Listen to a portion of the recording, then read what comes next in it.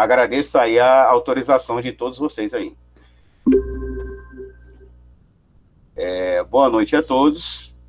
Só dando continuidade aí à nossa aula. Eu tinha parado na aula passada, eu acho que vocês já estão vendo que eu já fiz aí a projeção, gente. A gente parou nesse slide, mas só fazendo aqui uma recapitulação para a gente lembrar do que a gente viu e dar continuidade aí ao nosso assunto. Na aula passada, a gente estava falando sobre moeda funcional e moeda de apresentação. E por que a gente precisa saber disso, gente? É a forma como a gente vai publicar as nossas demonstrações. Claro que o foco da nossa disciplina, quando a gente fala contabilidade internacional, a gente não está falando só publicar somente no Brasil. Né? Então, a gente já, algumas aulas, eu estou botando exemplos, inclusive, com relações entre outros países e relações entre outras moedas. E por que a gente precisa saber disso? Porque o foco dela, para falar a verdade, a gente estava falando de taxa de câmbio. E eu até dei um exemplo lá da pessoa fazer uma compra a prazo de uma mercadoria, se eu não me engano, eu tinha comentado, eu acho que foi o caso do Rian, eu não lembro qual era o aluno que eu peguei como exemplo, e eu falei, qual era a vantagem de eu fazer uma compra de uma mercadoria na segunda-feira, fazer uma compra de uma mercadoria na quarta-feira, ou fazer uma compra se eu não me engano, acho que era até uma máquina, ou comprava na segunda, ou na quarta, ou na sexta, sabendo que a transação eu teria uma semana para fechar essa transação. E aí nós entendemos em consenso que eu teria que olhar a minha taxa de câmbio. De fato, sim.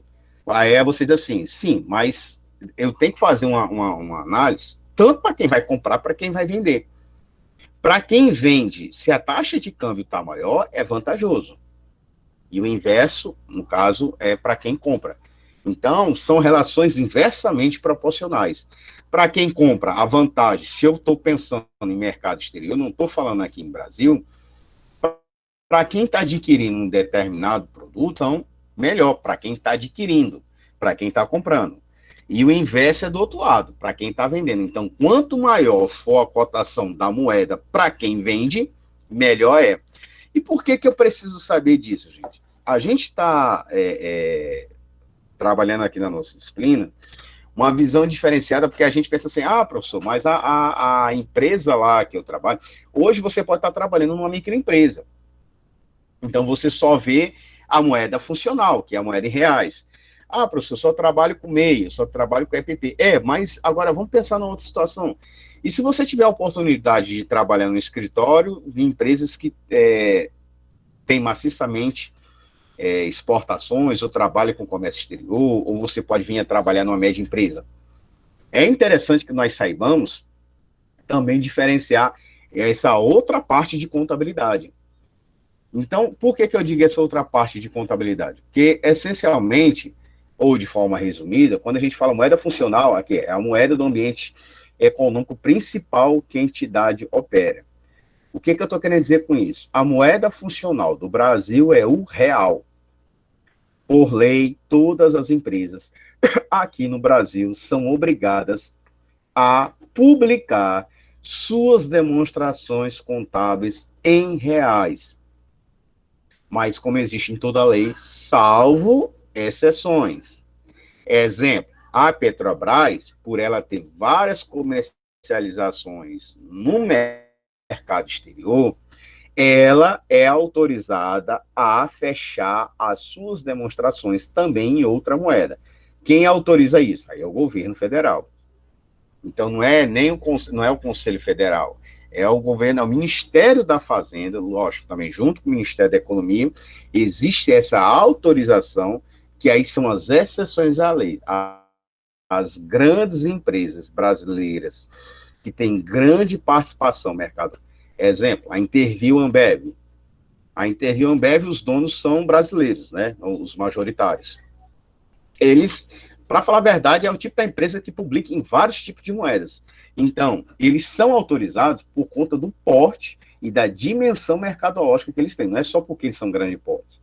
É pela participação de mercado a nível mundial. Então, ele publica em euro, publica em dólar, publica em real, pode publicar em peso, pode publicar em libra, as exceções da lei. Então, quando a gente fala em moeda funcional, é a moeda que é operada naquele país específico. Aqui no Brasil é o real. E moeda de apresentação, para não ser redundante, é a moeda que eu fecho para um determinado fim. É a maneira que eu estou apresentando a minha demonstração contábil, que ela vai ter um determinado fim. E que fim é esse? Normalmente, quando a gente usa moeda de apresentação, tirando essas exceções à lei, como eu falei, a Interviu Ambev, a Petrobras, vamos colocar a JBS também, que tem várias relações exteriores, ou Itaú Unibanco, que é o maior banco da América do Sul, e são brasileiros. Então, as exceções, tirando isso, normalmente as empresas se utilizam de moeda de apresentação, principalmente quando vão participar de licitações no comércio exterior. E aí todo mundo... Professor. Oi, Gleice. Mas, assim, é uma dúvida minha. Eu posso registrar em dólar, na ajuda comercial daqui, o balanço, com as demonstrações? Se você só pode fazer isso, Gleice. Oi. Vamos supor que eu tenho um cliente que ele é americano e ele quer as informações na língua dele, vamos dizer assim. Eu posso fazer um registro e mandar para ele em dólar? Não, registrar não, a não ser que você peça primeiro, Gleice, a autorização para você registrar em moeda de apresentação. Aí, na hora que você for fazer isso aí, eles vão... Um dos documentos que você pergunta, com qual finalidade você quer registrá-la em dólar. Porque se for só para a apresentação dele, é uma necessidade particular do sócio, não é uma necessidade mercadológica. Então, se for só porque os donos da empresa está nos Estados Unidos e quer em dólar, você pode mandar em dólar, mas você não consegue registrar na junta o balanço em dólar, não. Porque se a empresa dele está aqui no Brasil em real, obrigatoriamente tem em real. Agora, se você provar que ele tem um fator econômico a nível mundo, tem uma participação, não é em termos de nicho mercadológico, mas o segmento dele tem uma participação muito grande, vamos dizer, lá nos Estados Unidos, você consegue autorização aqui no Brasil. Mas só para satisfazer a necessidade de um sócio, não. Porque vamos botar aqui um exemplo, nisso que você colocou. Imaginemos você tem um cliente, Gleice, são 4 sócios, de 4 nacionalidades diferentes, que não seja brasileira. Então, você estaria trabalhando com 5 moedas, real, dólar, vamos dizer, euro, libra e ien. Vamos dizer que tem um chinês aí no meio. Qual é a demonstração que você vai colocar? Se você vai registrar a sua demonstração aqui na junta comercial aqui do Ceará, você vai ter que registrar em reais. Ah, mas o cara que está lá na Inglaterra, ele quer em libra. Não. Você pode mandar para ele em libra, mas o registro aqui no Brasil vai ter em real. Na realidade, eu vou mandar só uma tradução das demonstrações para ele, né? Agora sim. Muita gente pensaria em tradução. Eu já te daria uma outra dica. Em vez de eu fazer a tradução, eu faria a conversão. Que aí sim, para ele, você está fazendo uma demonstração em moeda de apresentação, porque você está convertendo a moeda dele. E não fazer a tradução ipsilite, seria uma conversão à moeda dele. E aí, provavelmente porque se você considerar a taxa de câmbio de real para libra, as demonstrações que ele receber lá, ele vai receber com prejuízo. Então, na hora que você fizer a conversão para a moeda dele, provavelmente ele vai ter prejuízo, né? Por conta da taxa de câmbio. Aí é o que eu estou puxando lá da aula passada, lembra? Que eu falei porque é interessante nós sabermos de taxa de câmbio, porque eu vou ter que fazer a avaliação para a moeda dele. Então, seria... Agora, a saída, muita gente faz isso, Cleiton. Eu pegar o português e traduzir, vamos dizer, para o inglês, as informações. Mas o número, ele não é traduzido, concorda? O número, ele é convertido. Deu para entender aí, inglês? Deu sim, obrigado. Tá sem som. Beleza. Meninos não tenham vergonha de mostrar os rostos, não. Só o Gleice que consegue mostrar o rosto, né? A gente tá aqui no mesmo perfil aqui de óculos e de barba. Participe, meninos, para que a dúvida de vocês é que instiga a gente a procurar mais coisa também, né? Então, bora lá. Tenham vergonha não, gente. Então, dando continuidade. Então, aí a gente estava falando lá de moeda de apresentação e a moeda funcional e a moeda de apresentação. E aí a gente estava discutindo justamente isso aqui, ó. O preço de venda, né? Ou então preço de transação, que eu digo, a moeda que mais influencia os preços de venda e que são expressas e são liquidadas. Então, aqui eu já estou abrindo uma informação em que sentido? A gente já viu na aula passada, meninos, a questão de grupo econômico. Né? Então, pessoal, dê uma olhada lá no material. Aos que entraram agora, meninos, boa noite. Então, o que acontece? Lá, a gente vem falando em grupo econômico e as relações societárias entre si. Inclusive, se eu não me engano, eu botei até uma semipresencial lá. Não, ali foi de avançado, eu acho. Para que a gente comece a discutir sobre isso. E aí, o que ocorre? Na hora que eu vou pensar aqui em preço de venda, lógico, se eu só tenho uma única empresa, o preço de venda, se for aqui no Brasil, eu vou estar trabalhando em reais, porque é uma única empresa. Agora, se eu estou pensando em grupo econômico, gente, aí eu vou, aqui é assim, a moeda que mais influencia no preço de venda. O que é isso? Na hora que eu estou falando, como eu vou demonstrar o meu preço de venda, se eu posso fazer a apresentação em reais ou em dólar, aí existe aqui uma seguinte situação. Nós sabemos que a cotação de real para dólar, a diferença está em média 5, né? 5 alguma coisa. Se eu estou apresentando um valor em real, ele vai me dar uma apresentação que dá uma ideia que o meu preço de venda é alto. Se eu transformar ele em dólar, aí você diz assim, não, claro, professor, isso é por conta da cotação. Mas aí a gente está olhando a forma como você se apresenta no mercado. Porque aqui a moeda funcional, eu estou falando que é a moeda que é operada no país e que vai ter relação com a moeda de apresentação. Então, se eu estou trabalhando em reais, o preço de venda é da moeda daquele país. Se eu estou trabalhando aqui no Brasil, é em reais. Se eu estou trabalhando nos Estados Unidos, é em dólar. Isso se eu considerar moeda funcional. Agora, se eu for estar trabalhando moeda de apresentação, é aonde eu estou querendo pleitear barganha mercadológica, ou ampliação de segmento de mercado. Aí vem aqui, mercado de vendas, moeda do cujo país são compatíveis regulatórias, que mais influenciam na determinação do preço de venda. Onde traz mais impacto? Em qual país? E isso a gente está pensando, gente, em empresas, grupos empresariais, que eu possa ter uma empresa, uma matriz, ou melhor, eu tenho uma empresa majoritária aqui no Brasil, que investiu na empresa B, que é no Chile, que investe na empresa C, que é na Argentina. Se nós considerarmos ao mercado sul-americano, vocês não precisam nem olhar a cotação, mas a moeda real ela está mais estável do que o peso argentino, do que o peso uruguaio, ou o peso chileno. Então, seria muito mais viável trabalhar com a moeda funcional brasileira do que eu trabalhar com as outras, em termos de valorização da moeda. Que, do mesmo jeito, o preço de venda, ele impacta o meu mercado de venda. Aí você diz assim, não é que seja distorcido o valor, mas como a gente está falando de cotação e taxa de câmbio, gente, a gente tem que tomar o cuidado, principalmente na hora das transações. Por que nas transações? Como eu falei assim, os princípios primários são esses: preço de venda, mercado de venda e custos e despesas. Aí ele entra lá naquela classificação do gasto, né? Que são despesa direta, indireta, custo direto, indireto, despesa direta e indireta.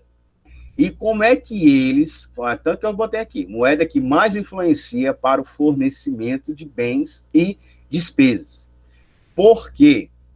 no exemplo que eu acabei de dar, e eu tenho uma empresa majoritária, a controladora está em A, investiu numa controlada em B, que está lá no Chile, e que investiu numa coligada em C na Argentina, eu posso estar pensando na transacionar preço de venda na moeda que dá mais valor e tentar consumir custos e despesas onde o valor está menor. Exemplo, é como se eu tivesse, nesse que eu coloquei agora da empresa ABC, é como se eu entendesse da seguinte forma, que eu transacionasse melhor as minhas vendas aqui no Brasil, pela controladora, e na hora de adquirir os insumos, se eu sei que o peso argentino está mais desvalorizado, só um exemplo, do que o peso chileno, é mais vantajoso eu adquirir os insumos da Argentina do que propriamente do Brasil ou do Chile. Eu adquiro insumos onde o valor é menor e transaciono. Aí eu estou pensando em grupo empresarial, meninos. Por que grupo empresarial? A gente vai ver aqui na sequência que as demonstrações, eu coloquei lá para vocês a norma brasileira que fala sobre a apresentação das demonstrações contábeis. Depois a gente vai ver a consolidação das demonstrações contábeis. Eu fecho as demonstrações separadamente, mas ela é publicada pelo grupo. Para ser grupo empresarial, obrigatoriamente tem que ter relação societária entre si. Só lembrando, meninos, eu já falei isso para vocês, só recapitulando, só é considerado grupo empresarial quando há relações societárias, ou pessoa física ou pessoa jurídica. O fato de ser empresa da mesma família, mas sem relações societárias, eu já vi casos aí no mercado das pessoas dizerem, é o grupo empresarial. Não obrigatoriamente. O fato de ser da mesma família, às vezes tem o mesmo sobrenome, mas uma coisa não é o nome que quer dizer alguma coisa, não. Porque se a gente for colocar assim, o nome Silva, eu acho que o sobrenome Silva é o mais comum no Brasil. E não obrigatoriamente todos os Silvas sejam da mesma família. Então, eu só estou dando um exemplo para vocês. O fato, colocar aqui, o André Luiz, ele tem uma empresa, se eu não me engano, o nome do André é Faustino, só um exemplo. Então, o André Faustino, ele tem uma empresa, aí o irmão dele abre outra. Aí ele está lá, a Faustino, só um exemplo. A Faustino é uma empresa de confecções, só para a gente entender aqui. O irmão do André é Adriano, só um exemplo. Aí esse Adriano bota um apóstrofo, modifica pouca coisa. Faustino. São irmãos, então o irmão não vai processar o outro porque os nomes são parecidos, né? Existe uma homogeneidade, mas aí a razão social vai ser diferente. Boa noite, Danilo. Então a razão social é diferente, mas o nome fantasia são muito parecidos. Eu não posso vincular porque o A apóstolo Faustino seja o mesmo dono do A ponto Faustino. Um é o do Adriano, que é o irmão do André, e o André, então, cada um é dono de uma. Isso aí é grupo empresarial. Não obrigatoriamente. É como eu estou te falando, só vira grupo com relação societária. Então, quando existe o grupo, que aí é o exemplo que eu estou dando aqui, na hora da gente pensar em mercado de vendas e como é que eu vou consumir os meus custos e despesas, quando se pensa em grupo empresarial, cada empresa faz a sua contabilidade, fecha-se a contabilidade, mas o que vai ser publicado é a do grupo. Só lembrando que os que entraram agora, boa noite, meninos. Então, só para dar aqui, mas aí existe uma coisa chamada consolidação conforme avaliação e equivalência patrimonial. A gente está vendo na outra disciplina, que foi equivalência patrimonial e método de custo. Alguns ativos é pela equivalência e outros é pelo custo. Então, acaba casando com a informação que a gente está vendo aqui. Para falar a verdade, as unidades, elas se completam porque vai uma coisa consolidando a outra. E aí vem aqui, nos princípios secundários, o financiamento das atividades e o investimento dos recursos. Isso eu considerando moeda funcional. E aí, meninos, vem aqui, né, que eu estava falando, os indicadores primários, segundo o parágrafo 12 das normas internacionais IAS 21, o CPC 02, devem ser priorizados na moeda funcional. E os indicadores secundários são analisados quando houver clara definição dos primeiros. Só voltar aqui uma coisinha. Então, financiamento da atividade, gente, é de onde vem o recurso. Eu só posso estar pensando de onde vem o recurso e o investimento desse recurso. Eu só vou pensar aqui, ó, moeda ao qual são acumulados os valores recebidos às operações. Por que que eu preciso entender isso, gente? Pelo seguinte, continuando nesse exemplo da empresa ABC que eu falei, Brasil, Chile e Argentina. Eu vou fazer investimento numa atividade. Vou colocar aqui, pensar aqui uma situação. Esse grupo empresarial é composto por 3 empresas, no exemplo que a gente está vendo agora. Aí a Amanda, que é a diretora executiva, a Amanda disse assim, nós deveríamos ampliar o nosso grupo e abrir uma unidade, se é Brasil, Chile e Argentina, aí ela disse assim, vamos abrir uma unidade no Uruguai. Aí vem a análise dos investimentos. É vantajoso a gente implantar uma do zero e levantar uma outra empresa do grupo empresarial lá no Uruguai, ou é mais vantajoso eu entrar como sócio, que seria a segunda opção, entrar como sócio de uma empresa já existente no Uruguai, ou a terceira opção, comprar uma empresa que está lá. Então, qual seria a vantagem na visão de vocês? Vocês entenderam o exemplo? Quem está pegando desde o início? Eu estou com 3 opções. Implantar uma nova unidade do grupo, dessa empresa ABC, implantar uma unidade lá no Uruguai, entrar como sócio de uma empresa já existente no Uruguai, ou comprar uma empresa lá, para ser majoritário lá também. Quem acompanha jornal, quem deu uma lida no material, lembrando que a gente está falando de mercado internacional e a unidade que a gente está trabalhando envolve também uma coisinha chamada conversão de demonstrações e taxa de câmbio, né? Na visão de vocês, qual a melhor opção e por quê, né? Me explique por quê. Qual é a vantagem e se há desvantagem também, né? Para você escolher uma opção é porque as outras duas é desvantajoso. Mas por quê? Quem poderia me dar uma ideia aí desse exemplo que eu dei? Explicar aqui qual seria mais vantajoso. Não obrigatoriamente mais vantajoso, mas na visão de vocês, o que é que vocês fariam?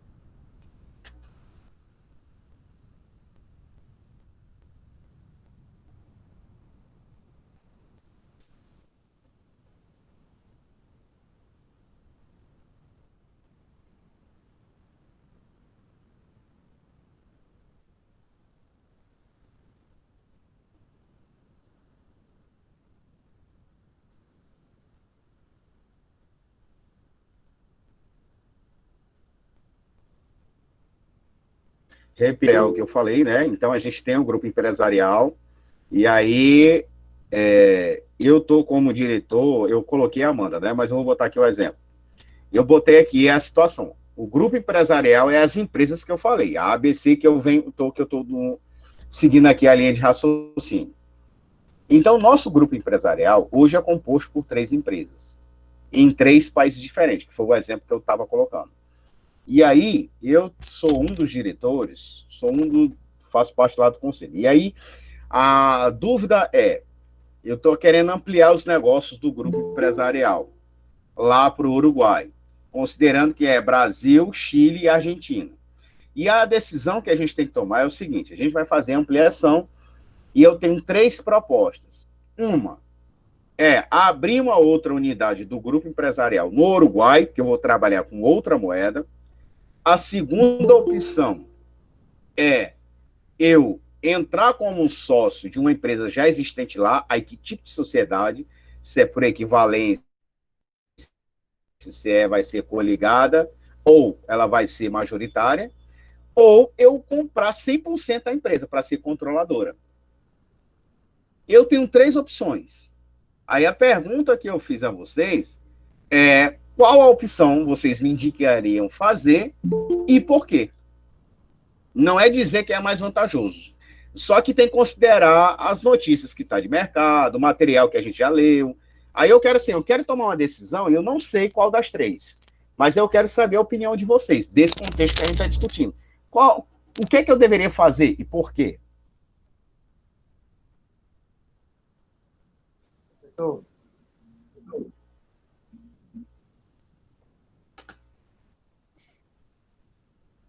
professor, Oi, Gleice. posso tentar responder?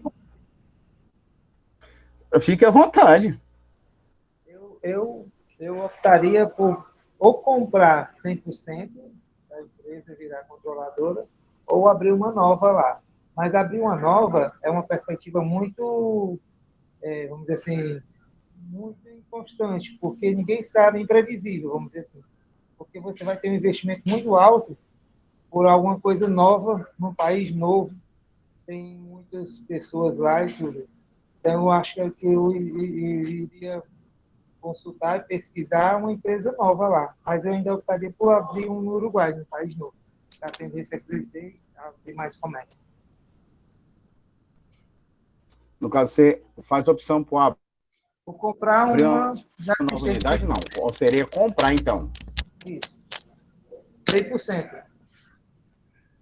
Sim. Entendi. Professor, e a compra seria de uma empresa também do Você Uruguai? faria.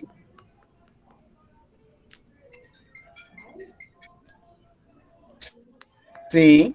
Você quer entrar no mercado ou entra como sócio. Se entrar como sócio, que tipo de sociedade seria?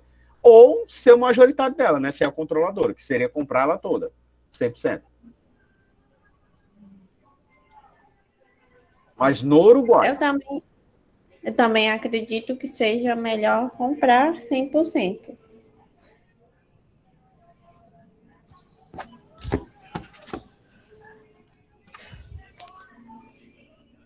Mas por quê?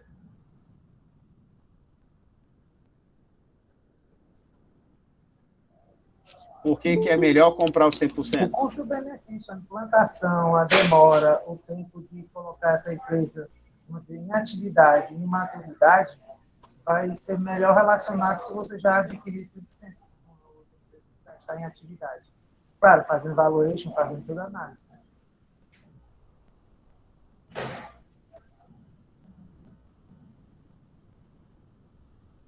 Entendi. Contribui aí no nosso aprendizado?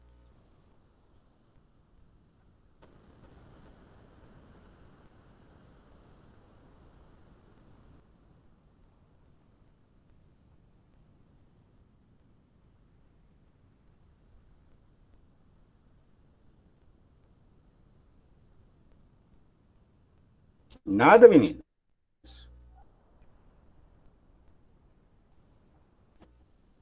Das 3 opções, os que entraram agora, sejam bem-vindos, meninos. Boa noite. Os demais colegas. Pessoal, ligue o áudio, que é até melhor do que a gente está lendo, né?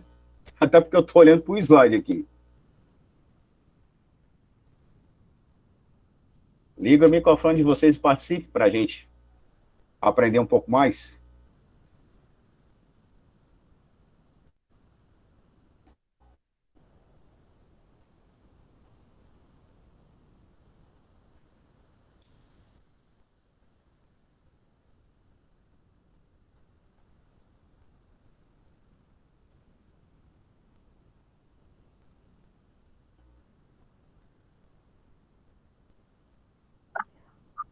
Pronto, a questão é essa, meninos. Eu quero tomar uma decisão. O que é que vocês me orientam?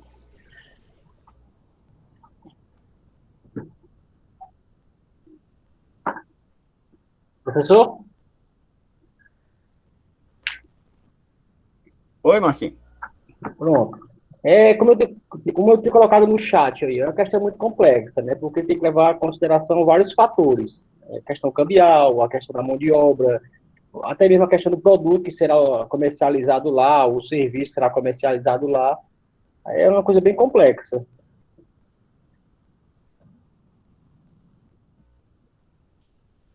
Isso, isso.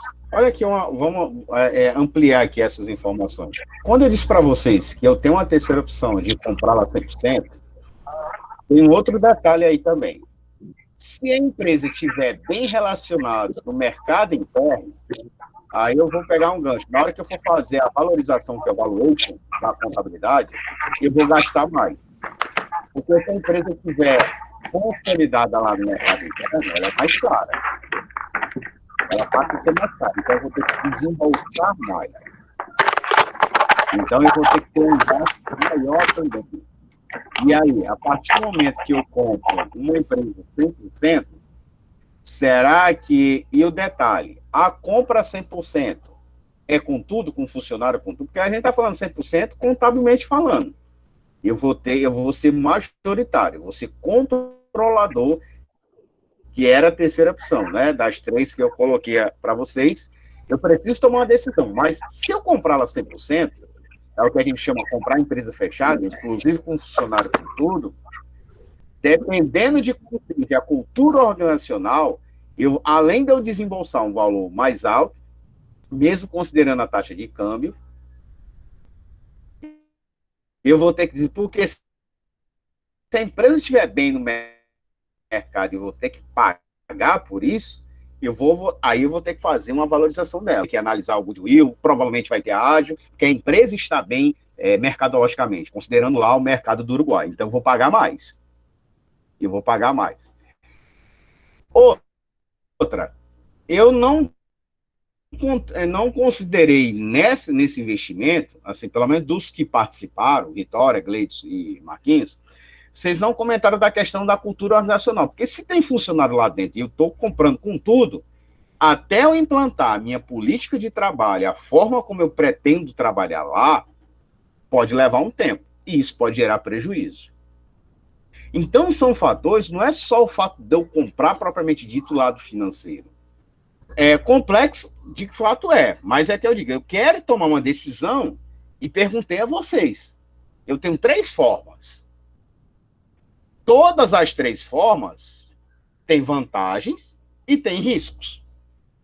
Agora, onde é que eu consigo ter um maior equilíbrio entre vantagem e risco?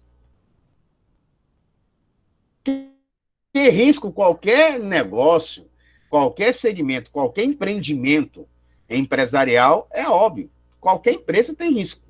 Por isso que a gente entra muito nisso. Eu tenho que analisar o impacto, ou melhor, a dimensão do meu risco. E aí, a dimensão do meu risco, eu tenho que lembrar dele operacional, eu tenho que pensar ele financeiro, e eu tenho que pensar ele no econômico. Então, a informação que eu passei para vocês é que nós vamos para o Uruguai. Agora, de que maneira? E aí é justamente esse slide que a gente tinha colocado. Professor, no caso, você disse que ele quer ampliar, né, o grupo dele. Sim. Né? Aí eu entrando como um sócio de outra empresa, eu estou ampliando o meu grupo, questão assim de, como o senhor mesmo disse, de cultura, de produto, essas coisas. Não é melhor ele começar do zero, ou se não comprar 100% e aplicar toda a cultura do grupo dele, essas coisas de material, essas coisas. Agora, vamos pensar aqui, Vitória. Se você está lá no Uruguai, vamos pensar que essa empresa é a sua, e eu compro 70% das suas ações. Quem passa a ser o novo dono da empresa? É você ou sou eu? E que tipo de serviço? Quem tem maior posse, se é o majoritário. É o majoritário. Então, eu não precisava nem comprar 70, eu poderia comprar 60% da sua empresa, só para ser o majoritário. Só que eu ainda mantenho você como sócio dentro da empresa. E a sua cultura, a minha ideia é ampliar meu negócio no Uruguai. Eu estou vendo, estou vislumbrando. Pode perguntar, Marquinhos. Não, se considerarmos o valor do peso em relação ao real, esse é o momento de investir, né? O problema é só esses detalhes. Tem que verificar se é melhor comprar ou ser sócio. Sim. Então, é por isso que eu falei, considerando o mercado, as informações que a gente está vendo nos noticiários, o que a gente vem discutindo. Vocês estão vendo que a aula, elas estão... O peso argentino em relação ao real é 13 centavos, né? Então, esse é o momento de fazer investimento. E aí, se eu tenho a Vitória, Marcos, lá, que é lá da Argentina, ou lá do Uruguai, e ela é a dona, e eu compro 60% da empresa dela, o novo dono agora sou eu. Uhum. Mas qual é a vantagem, talvez, de eu mantê-la? Para que, se a gente está pensando no lado operacional, eu ainda mantenho uma referência, Vitória, e aí, aos poucos, eu mudo a cultura organizacional da empresa para começar a entornar, não seja tão grande. Porque não adianta eu chegar para todo mundo que comprei. Será que eu vou conseguir comprar essa empresa? E ainda tem um detalhe. Eu posso comprar ela 100% sem alterar nada na empresa. Né? Vocês colocaram aí 100%, mas não botaram esse detalhe. Eu posso ser o majoritário da empresa, mas a empresa continua com a característica original dela. Eu só passo a ser o dono. Estou querendo ampliar o nosso grupo empresarial. Não é tempo que a gente está discutindo. Eu tenho 3 empresas, uma em cada país, e quero ampliar o nosso segmento de mercado para o Uruguai. Aí vem essas 3 opções. Assim, então, nessa linha que vocês colocaram. Por um lado, é muito interessante também essa parte de entrar como sócio, né? Porque a empresa já está firmada, já tem um grupo de clientes, já está em uma localização estratégica, tudo mais. Então, o risco, eu acho que passa a ser menor do que eu vim radicalizando tudo, né? Tipo assim, que eu vou conhecer o mercado, ainda vou ver onde é que eu vou me localizar, o grupo de clientes, essas coisas, né? Sim.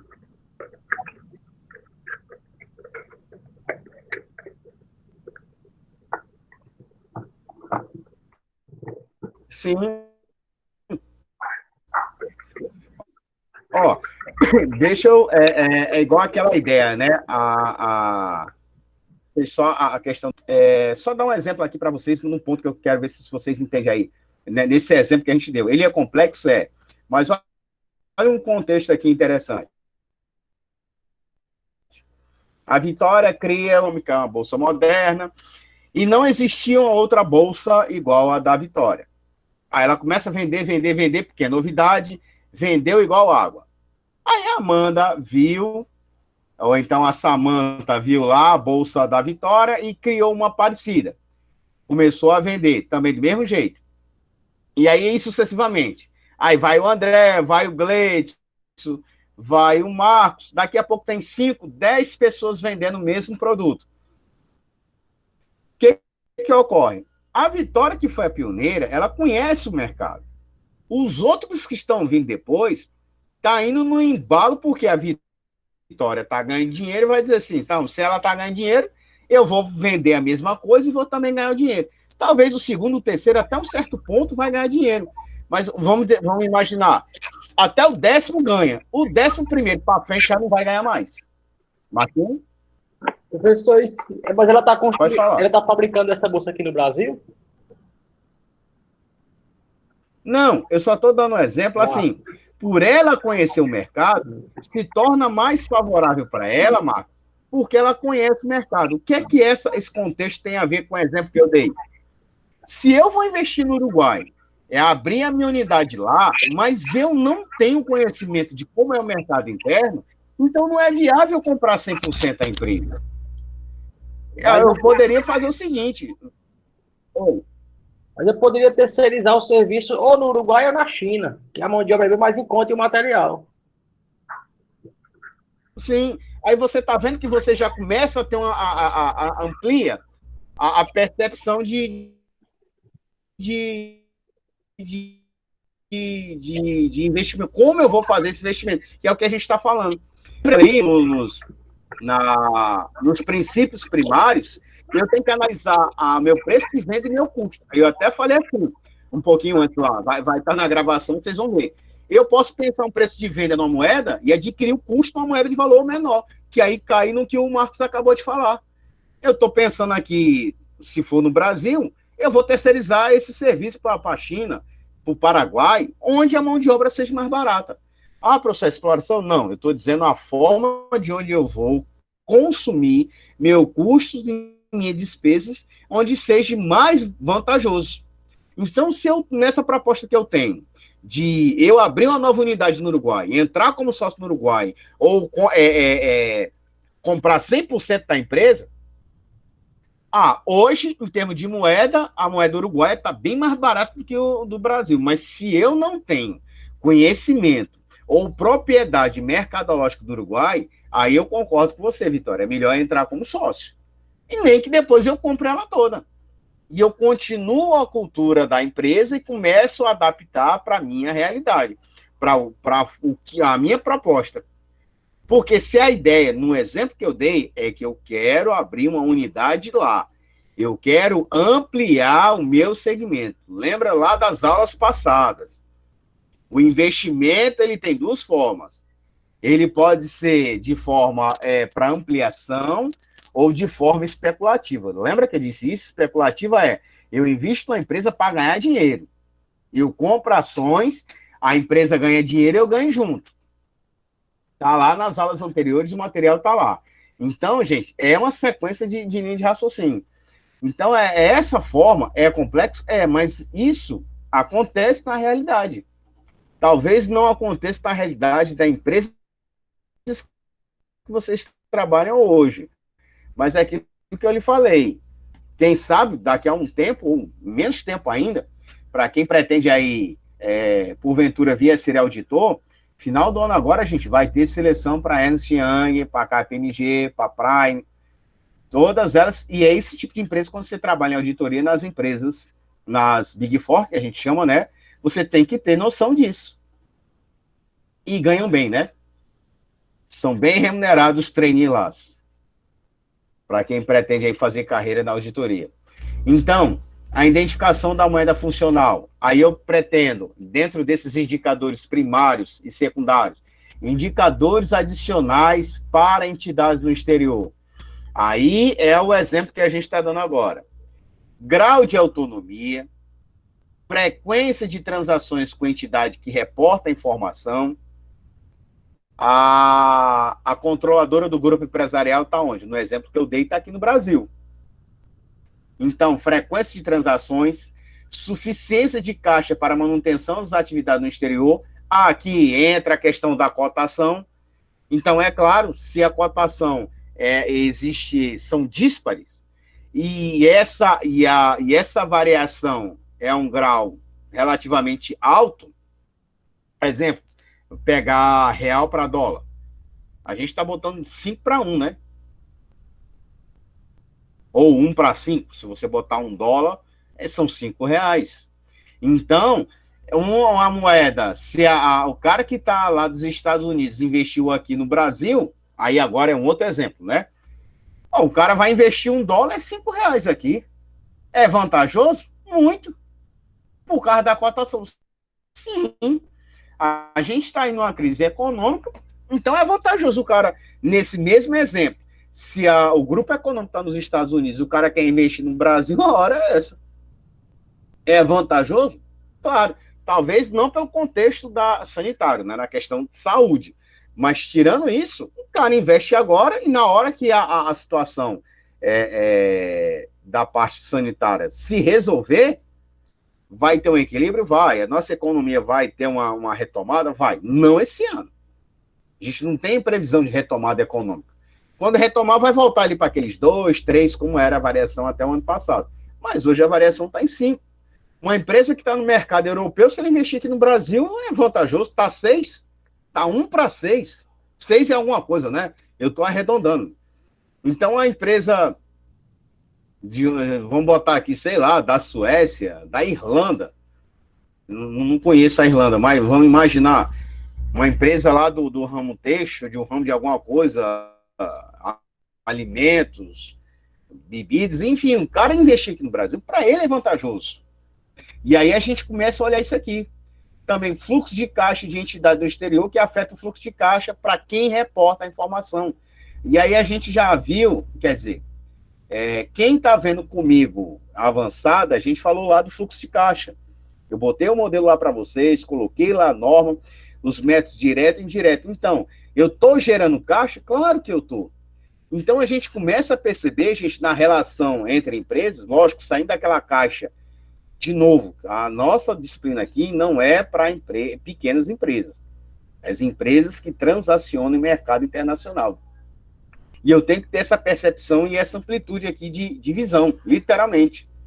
E ter essa informação, porque gera um maior grau de independência. E que independência é essa? Na hora de eu comercializar. Independência nas minhas transações. Porque, lembrando, a minha independência... Por que independência? Porque eu sei transacionar com moedas diferenciadas. Aí entra no contexto aqui que os meninos colocaram, que o Gleice disse, na hora que eu for fazer um valuation, é melhor eu transacionar, porque eu tenho uma visão mais aproximada do que seria o real. O real que eu estou falando não é a moeda do real, eu estou falando o real do que de fato acontece, de fato, da veracidade das informações. Ela é a mais realista possível. Eu consigo, enquanto diretor ou quanto sócio, um investidor, chegar e pedir a informação para vocês, e eu chegar e vou dizer assim, para o Lucas, ou então para o André, como é que vocês me orientam na forma de eu ter o meu consumo dos meus insumos? Aí a gente está falando de custo, lá dos gastos que eu tenho, seja ele operacional ou não, ou até gastos financeiros para investimento de uma atividade. Eu quero fazer um lançamento de um novo mix de produtos. Sim, mas esse produto vai ser produzido aonde? Aqui no Brasil? Na Argentina? Na China? Na África? Guiné-Bissau? Onde é que é mais vantajoso? Não sei. Sim, mas aí eu estou dando situações porque é isso que provoca a análise de mercado. Eu posso fazer uma parceria com a empresa aqui em Cabo Verde, já que ela é rota para a Europa. Inclusive já tem voo direto, Fortaleza para Cabo Verde. Ou você vai de avião, você vai de barco. E é rápido. Eu posso abrir uma fábrica lá, ou aí vem no mesmo exemplo que eu coloquei. Eu abro a fábrica lá, eu invisto uma fábrica lá, ou eu compro uma fábrica lá. Aí essa análise que eu preciso perceber. Quanto é que é a moeda lá? Eu não sei qual é a moeda de Cabo Verde, estou dando só um exemplo. Mas é essa proposta que vai provocar uma análise de investimento. É vantajoso? Pode ser. Como você falou, Oi, a variação cambial aí. Pode falar. Vai. Eu estou pegando outros países, países do terceiro mundo, tem que fazer as logísticas, transporte para até chegar lá, né? Então, também, uma variação é complexa, porque analisando. Então, está um país. Gleice, é porque está quebrando, teu áudio está saindo picotado. Melhorou? Melhorou. Melhorou, professor?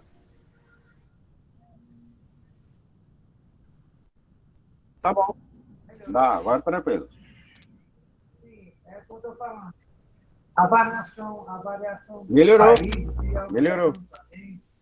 O Uruguai tem uma relação cambial do Brasil com o Uruguai, né? Tem a questão do valor da moeda, que pode ser vantajoso fazer o custo todo lá. E, assim, analisando o país vizinho, temos que ver que estamos falando de países de terceiro mundo, que tem problemas de logística, de transporte, e um custo muito alto de transporte. Também isso aí pode impactar na comprar insumos de outros países, até chegar lá o custo está muito alto.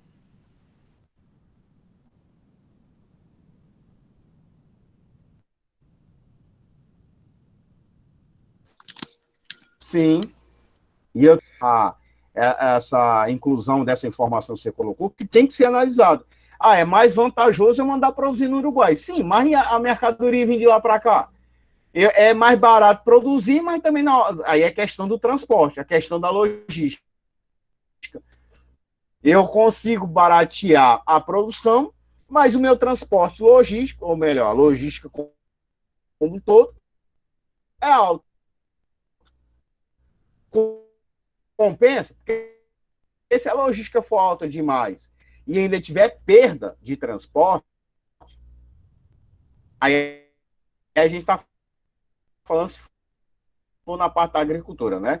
Mas se tiver perda de tempo também, de receber essa mercadoria, fatores externos e aqui. É porque a gente não pode, quando a gente está falando de investimentos, gente, não pode ser pontuais. Ela tem que ser relacionada. O que é pontual? Não, mas a mão de obra é mais barata. Tá, a mão de obra pode ser mais barata. Mas, em compensação, eu levo mais tempo, corre o risco da mercadoria vir danificada ou não vir do jeito que deveria ter vindo.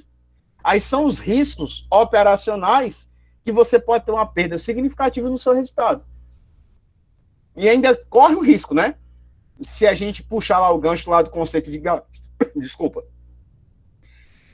Essa mercadoria que você está mandando produzir, ou o bem, ou o serviço que vai ser prestado, se for gerado como desperdício, você ainda recupera alguma coisa. Agora, se for perda, ele vai entrar como um prejuízo e vai impactar diretamente o seu resultado. E às vezes acaba não sendo vantajoso. Então, na hora que eu olho essa identificação da moeda funcional nas relações entre o exterior, eu gero um grau de independência, mas eu tenho que analisar cada situação em cada contexto. Aí aqui vem a moeda funcional na reflexão. A empresa A é um outro exemplo aqui. Opera em uma refinaria de petróleo na Arábia Saudita. Todas as receitas da entidade são expressas e liquidadas em dólar. Dólar americano, né? O preço do petróleo está sujeito à oferta e pronúncia mundial do produto pelo petróleo. Então tá aqui, ó. Eu não sei qual é a moeda lá da Arábia Saudita, mas por autorização ela é transacionada, como eu falei o caso da Petrobras lá no início da aula. Eu posso apresentar em outras moedas. É uma convenção mundial, não sei lhe afirmar, mas eles são autorizados. Quando se fala em barril, que o petróleo ele é transacionado pelos barris, ele sempre é transacionado em dólar. Cada país tem sua moeda, mas na Bolsa de Valores, no caso que é o agronegócio, né? Na Bolsa de Agronegócio, que a nossa aqui eu já falei, eu vou repetir. Antes nós tínhamos bolsas separadas, agora nós temos uma única bolsa, por isso que é B3, né? Bolsa Brasil Balcão, porque é de agronegócio, está lá também. Então, eles são transacionados em dólar. Nós já falamos em commodities, lembrando que a gente vai resgatar isso lá também. Então, as commodities também são transacionadas em dólar. Então, cerca de 75% dos custos da entidade refere-se à importação e dos salários expatriados em dólares. Os 35% são consumidos em moeda local. Então, na hora de eu apresentar, eu apresento em dólar. Agora, eu posso fazer uma apresentação local, aí vai para a moeda funcional. A funcional da então, aqui acaba sendo a redundância, que eu falei que a nossa aqui é real. Então, a nossa moeda aqui no Brasil, a nossa moeda funcional é a moeda real. Aí vem aqui, né? Ah, porque a gente já foi botando os exemplos, gente, só estou passando porque a gente já falou sobre isso, que a moeda funcional aqui do Brasil é o real, e a moeda de apresentação é onde eu estou mostrando as demonstrações contábeis. E aí vem o desafio. Moeda funcional, moeda de apresentação. Eu posso apresentar em duas, como a gente já vem conversando. A moeda de apresentação, de forma resumida, claro, ela é diferente da moeda funcional. A moeda funcional é aquela exigida naquele país, aqui no Brasil real. Aí eu falei também, um pouquinho atrás, que se a empresa for participar de um processo de licitação na França ou na Inglaterra vai ser em Libra. Na França, não lembro. Mas aí ele vai ter a moeda francesa, que não é o euro, né? Cada país tem a sua. Ou na Alemanha. Quando se pensa em fazer a apresentação, aí aqui eu estou botando aqui uma situação. A empresa é brasileira, a nossa moeda funcional é o real. A empresa vai participar numa licitação na Alemanha. Eu não sei qual é a moeda lá da Alemanha, mas vamos botar aqui a situação. Eu poderia botar a minha demonstração em reais, fazer a apresentação da minha demonstração contábil em reais, ou melhor, em reais não, desculpa, em dólar. Aí eu pergunto a vocês, qual é o mais vantajoso? A empresa está aqui no Brasil, eu vou participar de uma licitação na Alemanha. É mais vantajoso eu participar com as minhas demonstrações em dólar, em euro ou na moeda lá alemã? A licitação é na Alemanha, para um serviço que vai ser realizado na Alemanha. Eu acho que é o euro alemão, né? Não sei se tem um euro alemão. Na percepção de vocês, qual é o mais vantajoso? A Alemanha é o euro?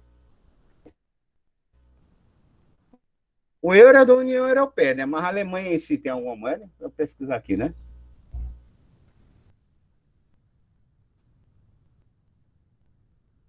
Não sei se na Alemanha mesmo tem uma moeda específica. Ele comercializa com euros. Acho que é o franco, né? Franco alemão. Da União Foi Europeia. assim. É o franco alemão, né? Eu acho que é o franco. Eu acho mesmo, mas eu tô. Não, na Suíça, que é o franco.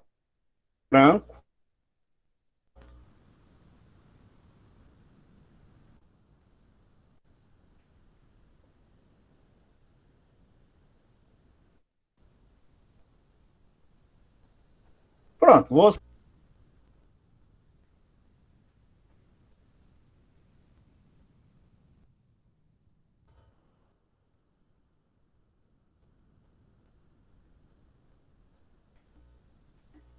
A Alemanha usa o euro. Desde 2019, eles não estão usando mais a outra moeda deles, não. Converteram tudo para euro. Então, pronto. Vou mudar aqui o exemplo. Suíça, que é o franco suíço, né? Ou na Rússia, se eu não me engano, na Rússia é o rublo. Rubro, né? Vamos botar a Suíça. Eu vou participar de uma licitação na Suíça. A minha moeda funcional é real. Aí lá eles autorizam eu ter uma moeda de apresentação.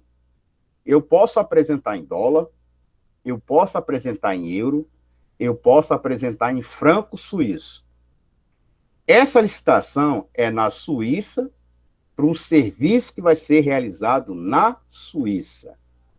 Do que a gente viu até agora, eu levo minhas demonstrações contábeis com qual moeda? E por quê, né?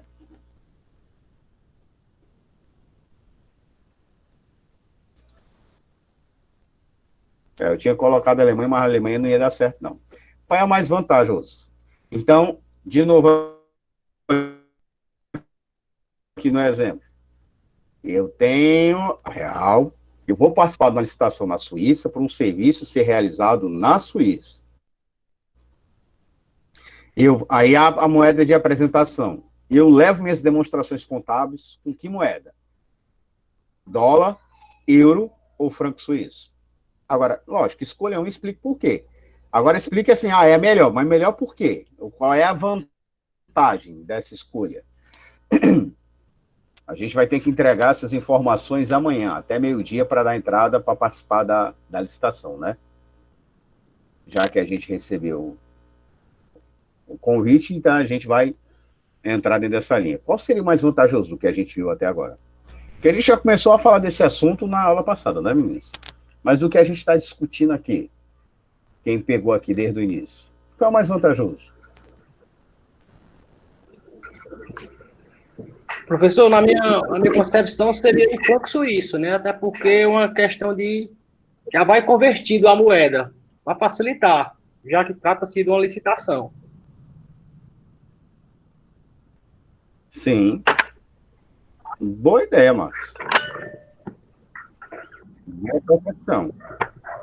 E os colegas concordam, sem corda, e se concorda, por quê? E se discorda também, por quê? O Marcos deu uma ideia dele, a opinião dele. A gente leva já em franco suíço. Os demais colegas.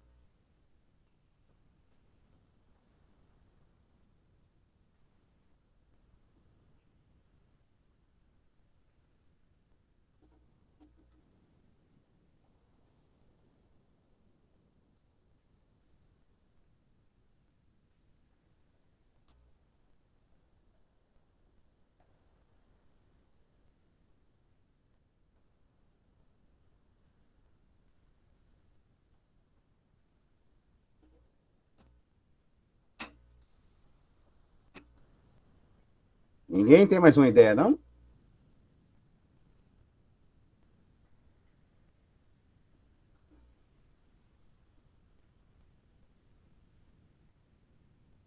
Vocês entenderam o exemplo, meninos? O que é que vocês me sugerem?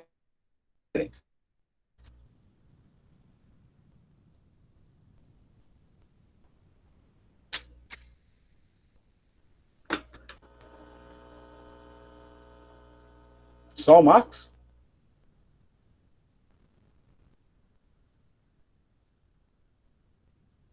Bora para frente, né? Então, a moeda de apresentação diferente da moeda funcional. Então, a moeda de apresentação, se eu estou pensando a moeda, claro, aqui eu já é redundante, que a gente já vem estar falando. Então, moeda de apresentação, ela depende de uma coisinha chamada conversão.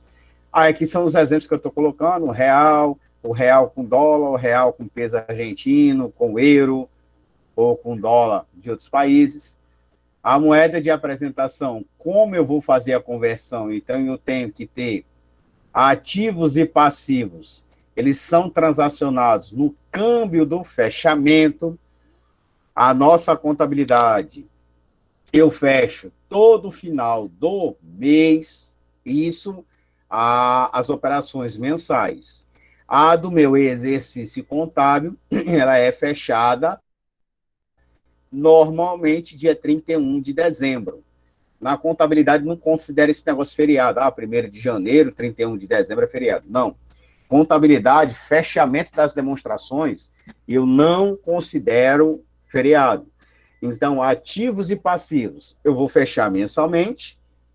Os mensais, que é aquilo que a gente chama lá, alguns já devem ter ouvido falar sobre balancete de verificação, ou somente balancete, mas o conjunto das peças contábeis são fechadas sempre no dia 31.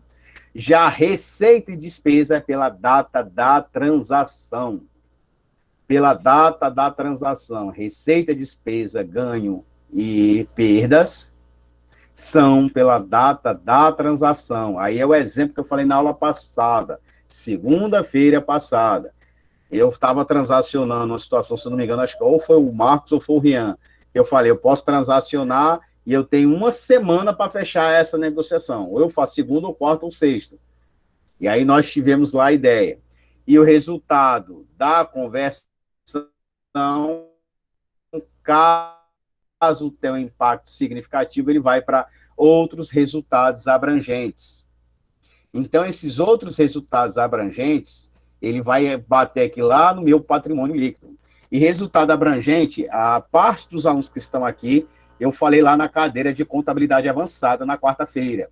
Os que não viram avançada ainda, ou que já viram, recapitulem lá a questão lá da demonstrações contábeis. E tem demonstração do resultado abrangente. Nós já vimos lá na outra disciplina. Então, mais uma vez, essas disciplinas acabam se relacionando, porque lá eu falo de um modo geral, e aqui eu estou me referindo nas relações internacionais. Os efeitos das alterações das taxas de câmbios, sempre entidades autônomas, são as SAs, conversão em moedas estáveis. Ativos e passivos, exceto PL, deve ser convertido pela taxa de câmbio da fechamento da data base que eu estou fechando a demonstração contábil. Professor, por que que o passivo não entra? Porque o passivo, ou melhor, o patrimônio líquido depende do lucro ou prejuízo acumulado, que depende do seu lucro líquido do exercício mês ou lucro líquido do exercício ano. Então, aqui, que aí é as vinculações das demonstrações contábeis, assim como a demonstração do fluxo de caixa, porque a demonstração da ADMPL já é do patrimônio, a DLPA também é do patrimônio, então, se entra como receita, despesas, e aí gastos ou ganhos, ele se refere à data da transação, e não na data do fechamento. Então, aqui está o exemplo. Eu tenho um balanço patrimonial do dia 31 do 12, só um exemplo. É sempre o ano mais atual para o ano anterior. Então, eu vou fazer aqui a taxa, sempre, aqui, para falar a verdade, é uma contabilidadezinha gerencial, só para que eu vou mostrando para vocês.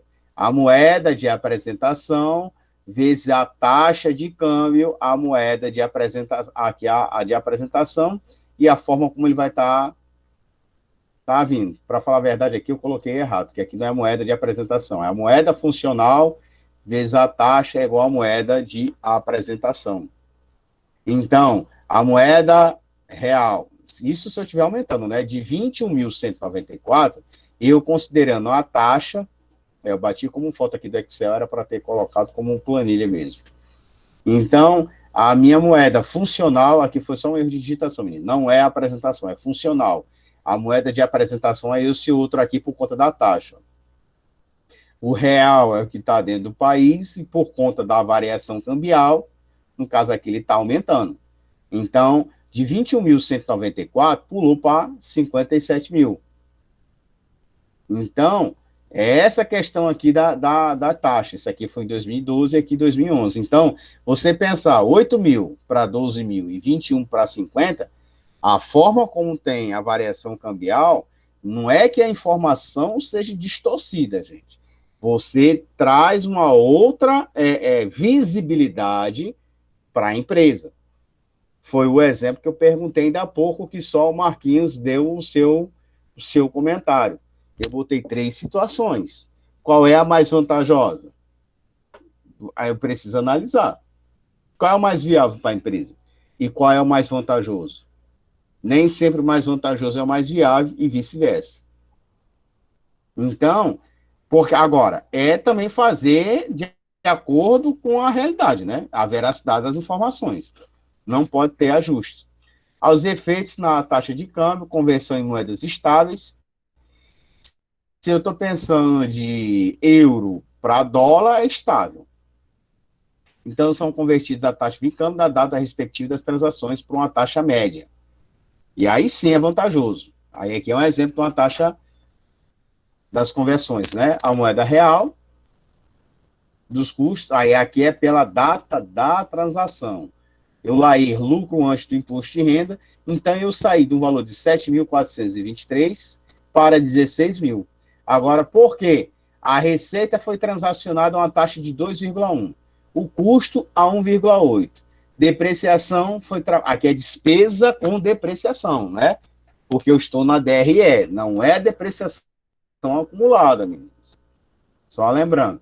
A 1,6. E aí os impostos a 2,7.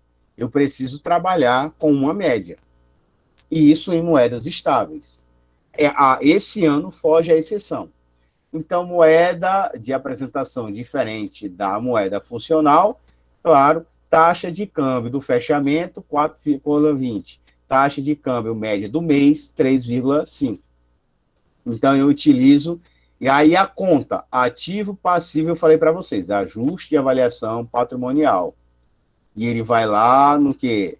Eu tenho a demonstração de resultado abrangente. Então, o montante acumulado deve ser apresentado em conta específica, separado do patrimônio líquido, até que ocorra abaixo da entidade no exterior ou das atividades. Aí aqui esse exemplo, Nise, eu estou colocando na relação lá. Eu tenho uma empresa do Brasil, aquela empresa ABC que a gente colocou lá, né? Que ia abrir no Uruguai, que a Vitória, o Gleides e o Marcos deram lá suas contribuições. Então, eu preciso ver a média também. Eu estou transacionando e tem que acompanhar. Por isso que a gente diz, tudo o que acontece na empresa, aí é um pensamento meu. Muita gente diz que o coração da empresa é a venda, né? Assim, se a empresa não vender, ela quebra. Mas... o coração é onde, se a gente for olhar para o corpo humano, é onde bombeia o sangue para todo o corpo humano, né? Que a gente brinca lá, né? Pequena circulação e grande circulação. Por que eu estou fazendo esse comentário? Essa pequena circulação e grande circulação gera, né, informação para o corpo todo. A contabilidade, não desmerecendo os outros setores, mas tudo que passa da informação, inclusive o financeiro, a contabilidade tem que estar acompanhando isso. O financeiro está transacionando. Relações financeiras. O meu comercial está comprando, ou melhor, está vendendo, e gera informação financeira. O meu setor de compra está comprando, que gera informação financeira. Aí o financeiro, ele pega o que está vendendo, contas a receber, à vista ou a prazo, e contas a pagar, à vista ou a prazo, setor de compra. Que juntando com a operacionalidade do restante da empresa, vai bater na contabilidade. Então, essa circulação de informações, eu tenho que saber também tirar a média se eu estou trabalhando com o mercado exterior. Se eu estou trabalhando só no Brasil, eu não preciso desse controle. Tudo é real. Aí a avaliação do que a gente... Quer dizer, não nessa disciplina, mas aí a sugestão lá, avaliação dos ativos, meninos. Quem não viu avançado ainda, se já viram, pegue esse material lá. Ou eu já botei para vocês lá onde é que pega as normas. Avaliação dos ativos. Eu tenho pela equivalência patrimonial e tenho pelo custo. Quem está vendo avançada comigo, a gente está vendo justamente isso aí, a matéria que a gente está vendo lá em avançada. Então, eu preciso saber desse montante justamente isso aqui. Por quê? Porque vai impactar a minha demonstração. Aí está aqui um exemplo. Se eu estou convertendo, eu botei aqui em real ou dólar. A taxa 4,20. 630 caixa equivalente de caixa, R$630. Mas passando por uma taxa de 4,20 dólares, é 150. Então, a forma como eu vou apresentar, gente, é o que a gente vem discutindo ao longo do início dessa aula até agora. Qual é o mais vantajoso? Depende. Só que aqui tem um detalhe. Em reais, ajuste de avaliação patrimonial pela taxa de conversão na demonstração que está em real. Até que a empresa em outro país dê a baixa para eu poder baixar aqui, que a gente está falando de grupo empresarial. Aí baixa total parcial na entidade do exterior, é acumulado relacionado a essa entidade, reconhecido como hora, como consta no patrimônio específico. Deve ser transferido PL para o resultado do exercício. Como é que eu transfiro? Aqui eu faço tipo uma provisão, né, meninos? E aí eu fecho ela e vai bater lá na minha DRE. Por quê? porque ela impacta o meu resultado. Aí é o inevitável. Toda transação que trabalha com câmbio, variação de moedas, eu vou gerar ou um ganho ou um prejuízo lá na minha DRE. Então, a venda líquida, liquidação de uma dívida, resgate, reembolso, a amortização de ações, abandono de todo ou parte da operação, perda por teste de recuperabilidade, que é o teste impairment, registrado na subsidiária, caracterizaram baixa para esse fim. Subsidiárias são filiais em outro país, gente. Então, tá aqui, ó. Eu tenho uma subsidiária 100%, ou uma subsidiária 70%. É o exemplo lá, a questão da participação. Então, eu tenho participação em outra empresa, tenho relação entre elas, aí está aqui, eu tenho uma entidade que é 100% de participação em uma subsidiária com uma operação no exterior, e ela vende 30% para uma outra. Aí, então, ela tinha 100 e passa a ter 70%. Aí, entra naquele exemplo lá que a gente falou, lá da empresa ABC, que eu falei ainda há pouco, né? Que a Vitória, no início, disse que compraria 100%, e depois, quando eu falei que é vantajoso ter uma participação por conta da cultura organizacional e de visão mercadológica, por eu não conhecer aquele país, eu disse assim, talvez é mais vantajoso eu entrar como sócio. Eu até botei um exemplo, eu poderia comprar 70% ou 60%, quem está desde o início vai lembrar disso. Aí está aqui, casando com a informação que a gente já falou ali atrás. Então, eu tenho que ter esse detalhe também. Ou, se ela vai ser uma coligada de 40% ou 20%, aqui eu já não sou majoritário. Então, se eu não sou majoritário, por quê? Porque está abaixo de 50%. Mas, mesmo assim, eu tenho que reclassificar lá no meu PL. Independente. E aí eu vou fazer como que? Pela equivalência patrimonial. Eu falei ainda há pouco. Ou eu avalio pela equivalência patrimonial, ou eu avalio pelo método de custo. No caso da gente, como está transacionando com o mercado exterior, eu falei ainda há pouco. Os meninos que estão vendo avançada comigo, a gente está justamente nesse assunto. Então, tá casando aqui, porque a gente está falando justamente nisso. Então, elas estão caminhando juntas. Para falar a verdade, elas se complementam. Quem já viu a disciplina ou não viu, dê uma olhada lá, a avaliação de ativos. Inclusive, eu já botei lá para vocês um link, onde vocês acessam todas as demonstrações contábeis. Então, eu preciso fazer o método da equivalência. Aí está aqui, durante a reestruturação de um grupo econômico, uma operação no exterior é transferida de uma holding para uma holding intermediária. Eu posso ter a holding principal, abaixo dela tem 100% dessa, que é essa daqui acaba tendo a holding do investimento A, B ou C, que pode passar para o investimento da holding 3 para o investimento A, o CTA vai ser reclassificado. Então, conforme eu tô, o que é as holdings aqui, meninas?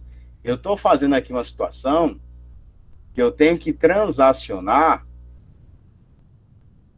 Então, essas transações aqui que eu estou fazendo, só aumentar aqui, eu tenho que estar analisando justamente aqui no grupo empresarial. Então, se eu estou falando de grupo empresarial, como essas informações estão sendo relacionadas aqui dentro? Aí aqui eu estou botando a hold 1, porque eu posso ter aqui um aqui, né? Eu acabei cortando. Mas a hold 1 tem 100% dessa, aí ela passa a ser hold 1, tem 100% dessa 2, que tem 100% da 3, e ainda, além da 3, ela ainda tem essas participações aqui. E ainda posso ter uma distribuição para essa empresa e depois para a empresa A. Então, a forma como eu vou fazer com que essas informações girem aqui dentro, a forma como eu vou fazer com que elas girem aqui dentro, vai depender de cada grupo econômico. Vai depender da estratégia mercadológica que vocês querem. Só que essa percepção é que eu tenho que analisar em que sentido. Qual é o mais vantajoso para a empresa? Qual onde eu posso ter uma maior amplitude de investimento? Ou onde eu posso minimizar o impacto do meu risco? A gente sempre entra na palavra depende, porque vai o contexto, a taxa de câmbio, a percepção de tipo de investimento que essa empresa quer fazer. Aí vocês, alguns aqui viram comércio exterior, eu tenho que olhar também, existem incentivos também. Lembra que tem a questão também da alfândega, tem os impostos também, de importação ou exportação, em relação a mercadorias. E aí eu preciso também analisar esse contexto, então aí a gente entra aí também a interdisciplinaridade. Eu vou fazer captar recurso. É no mercado financeiro? Eu vou gerar ações? Vou gerar debêntures? As debêntures é conversíveis ou não? Porque eu posso estar captando um investimento no exterior para investir em outro mercado. Vou botar aqui um exemplo aqui. A gente tem uma empresa aqui no Brasil, e aí eu quero captar recursos, mas eu não quero pegar dinheiro emprestado em bancos, instituições financeiras. Eu vou gerar debêntures. A primeira pergunta é, ela vai ser conversível ou não? Aí se decidiu que é conversível, então eu vou captar um recurso, aí chego para o Rian e disse assim, Rian, aí quem comprou a maior parte das debêntures foi uma empresa que está lá na Suécia. Só que eu quero, ele adquiriu e eu vou fazer um investimento no México. Porque eu vi que há demanda para o meu segmento. Qual o segmento? Energia eólica. Então, eu sou uma empresa de energia eólica aqui do Ceará, eu sou uma sociedade anônima, as debêntures que foram emitidas foi comprada por um suíço, um sueco, e eu vou investir no México. Então, eu tenho que analisar esse contexto também. Porque eu estou falando de investimento. Porque se o mercado lá no México der errado, eu vou ter que ter recurso para pagar as debêntures, né? E tem que resgatar. Se ela for conversíveis, se eu não pagar o investimento, não vai estar dizendo.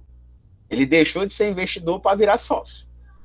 Ele passou de ser investidor indireto para passar a ser investidor direto. Ele sai do especulador para o investidor direto. E isso eu preciso analisar. E se o meu mercado no México não der certo, eu vou ter que angariar recursos para poder resgatar as debêntures. Então, eu posso ter dois prejuízos. E é isso que tem que ser analisado. É um contexto delicado, porque a determinação da moeda funcional, que é o exemplo que eu botei agora. Eu estou trabalhando, a minha empresa é em real, o cara que investiu é um sueco, em euro, e eu vou investir no México, em outra moeda. A alteração da moeda funcional e a baixa de investimento exterior no respectivo CTA de ajuste e reclassificação, porque eu posso estar gerando um prejuízo por conta dessa transação. E aí, meninos, a gente termina essa unidade e eu vou passar lá uma atividade sobre isso aí, para que a gente dê continuidade. Dê uma olhadinha lá nesse material. Segunda-feira, só para aqui, né? A gente encerrou aqui o conteúdo, pessoal. Agradecer aqui a presença de todo mundo. Depois eu vou compartilhar lá com vocês. Esse material lá já está lá.